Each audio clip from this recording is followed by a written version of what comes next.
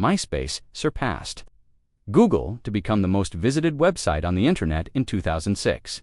This position reflected its rapid ascent as the leading social network. However, the platform's emphasis on unrestricted user freedom and customization created structural vulnerabilities. These were later compounded by strategic choices that prioritized short-term financial gains over sustainable growth. This account examines how the pioneering social network achieved worldwide dominance within 3 years before losing approximately 100 million users across the subsequent 4 years. The founders sold the parent company to News Corp for $580 million. Under the new ownership structure, the platform's value, which reached an estimated $12 billion at its height, experienced a substantial decline, a particular missed opportunity. Involving a phone call in 2005 contributed significantly to shaping the eventual valuation outcome. The analysis does not emphasize nostalgic elements of the platform's history. Instead, it provides a detailed examination of the decline. Focusing on strategic power dynamics, instances of leadership, blind spots influenced by ego, and the ongoing consequences that continue to shape user experiences and platform strategies. In the present day, the decline of MySpace resulted from specific decisions made by those who had initially built and supported the platform. These actions transformed a dominant service into one that lost its market position over time. The factors involved offer perspective on how initial advantages can erode. When not managed with long-term user focus in mind, the development of MySpace occurred in August 2003 in Los Angeles. It took place within a windowless office at an internet marketing firm facing operational challenges. Chris Duolf and Tom Anderson, experienced coders who had encountered limitations with Friendster's structured approach, were given a 10-day time frame and limited resources to create an alternative platform. The resulting service was named MySpace. It lacked extensive venture capital backing or formal market research. The design provided users with a flexible space to develop personalized online identities through custom coding. Tom Anderson served as the default first friend for new accounts, establishing an approachable entry point. Chris Duolf focused on strategic aspects, recognizing the demand among teenagers for greater control over their digital presence. Initial operations encountered significant difficulties. Server stability issues occurred frequently. The interface appeared basic and experienced ongoing instability along with spam-related problems. Despite these limitations, the core offering delivered substantial user freedom. This included options for custom HTML backgrounds, embedded music content, and features such as top-paid friends lists that generated user engagement and real-world interactions. Music artists identified opportunities to reach audiences directly without traditional intermediaries. Younger users gained access to an uncontrolled environment for self-expression. By November 2004, the platform reached 5 million users. The expansion followed a viral pattern rather than steady linear progression. The service addressed a fundamental market gap, while the internet enabled individual expression. It lacked dedicated spaces for users to fully realize that potential. MySpace provided both amplification and personalization capabilities. Simultaneously, internal corporate support remained limited. The founders requested additional server capacity, bandwidth improvements, and greater operational flexibility. These requests received cautious responses and constrained funding. Nevertheless, each technical challenge reinforced the strength of underlying user demand. The effort extended beyond standard company building. It represented the creation of a new form of cultural participation online. The resulting momentum soon exceeded initial expectations and became difficult to manage within existing structures. In 2005, MySpace experienced accelerated expansion. User numbers grew exponentially, with millions of new profiles created each month. By the middle of the year, the platform had reached 22 million users. During this period, News Corp provided an acquisition offer of $580 million for the parent company Intermix. The founders accepted, resulting in immediate financial benefits for them. However, the transaction transferred ownership control. While the operational team remained in place temporarily, growth continued under the new structure. By June 2006, MySpace had become the most visited site in the United States, exceeding Google's traffic. User numbers climbed to 100 million. Annual revenue approached $800 million at its highest point. Major music acts, teenagers, and emerging public figures established presence on the platform. User profiles evolved into personalized expressions through extensive customization options, including background music, animated elements, and decorative text features. This environment positioned the platform as a space for identity expression through performance-oriented activities. The primary advancements were not primarily technical, but related to user psychology. The Top Friends feature created mechanisms that heightened awareness of social status. Integrated music capabilities enabled users to influence trends and discovery. The minimal regulatory framework permitted extensive creative activities. In this context, influence functioned as a form of exchange value among participants. Quantitative indicators demonstrated the scale. Between 2006 and 2007, MySpace represented approximately 10% of all internet usage time in the United States. Advertising partners allocated higher budgets to secure placement within the platform's active environment. Ownership highlighted the revenue generation potential as sustainable. Market valuations for the company reached $12 billion. The founders maintained prominent roles within the Santa Monica operations. The internal environment featured informal practices and rapid decision-making processes. Choices were implemented on short timelines rather than extended review periods.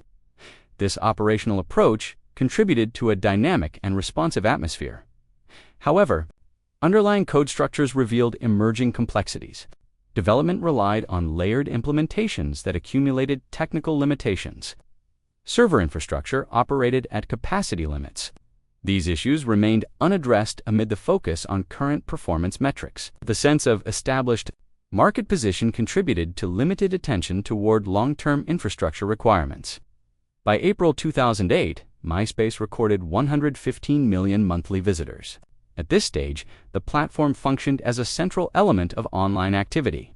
It influenced cultural trends throughout the decade by supporting the emergence of musical acts such as Panic! At the Disco and Lily Allen. It shaped style preferences and established social conventions around friend connections. Political figures and commercial brands sought engagement through the platform. The default profile image associated with Tom Anderson achieved broad recognition. The service maintained its position due to its alignment with user preferences for unstructured self-expression. Competing platforms, such as Facebook at that time, were viewed as more restricted and oriented toward specific demographic groups. MySpace offered an environment characterized by openness and variability.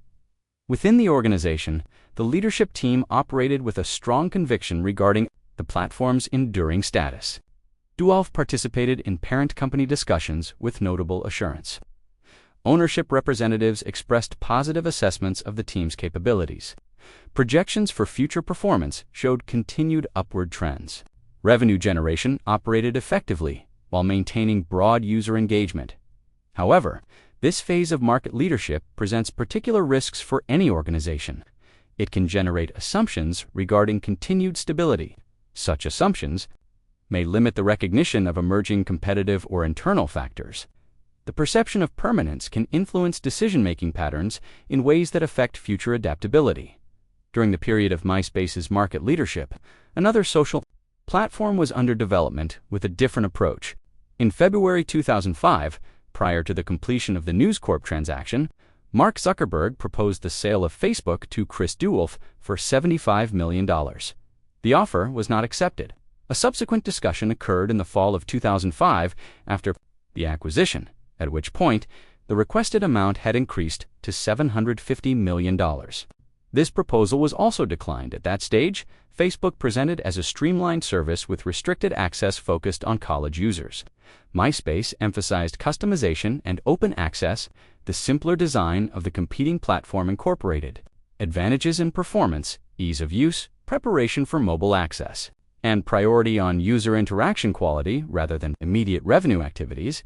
Indications of potential challenges existed for those who examined them. The earlier experience of Friendster demonstrated the risks associated with rapid popularity. Without corresponding infrastructure support, MySpace experienced server capacity constraints and increasing spam volumes.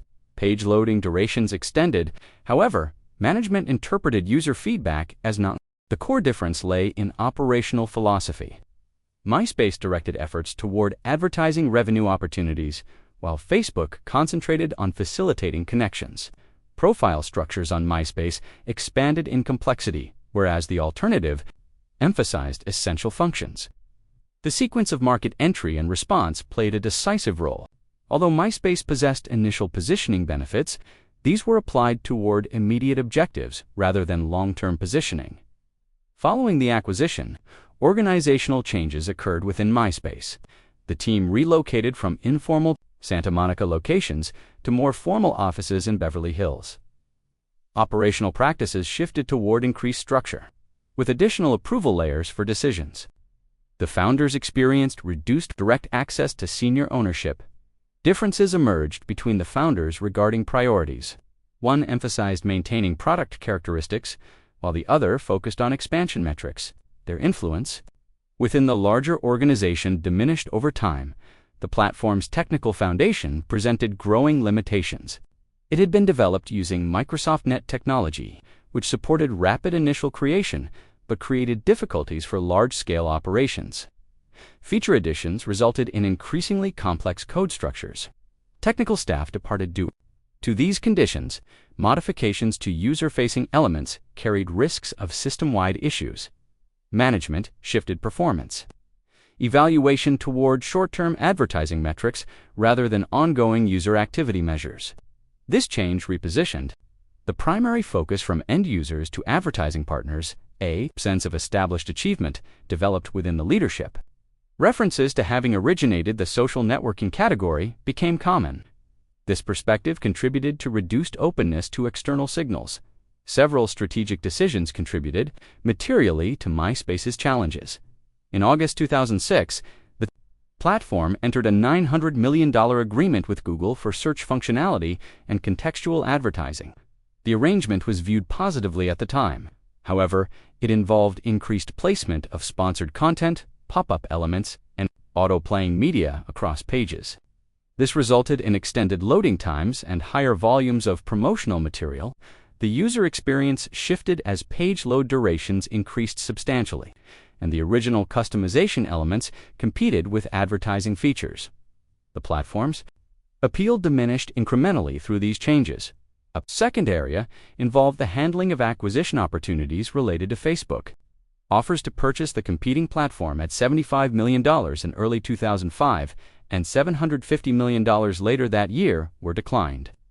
Subsequent reflections indicated a focus on immediate financial considerations rather than user-centric development. This choice allowed the competitor to advance independently.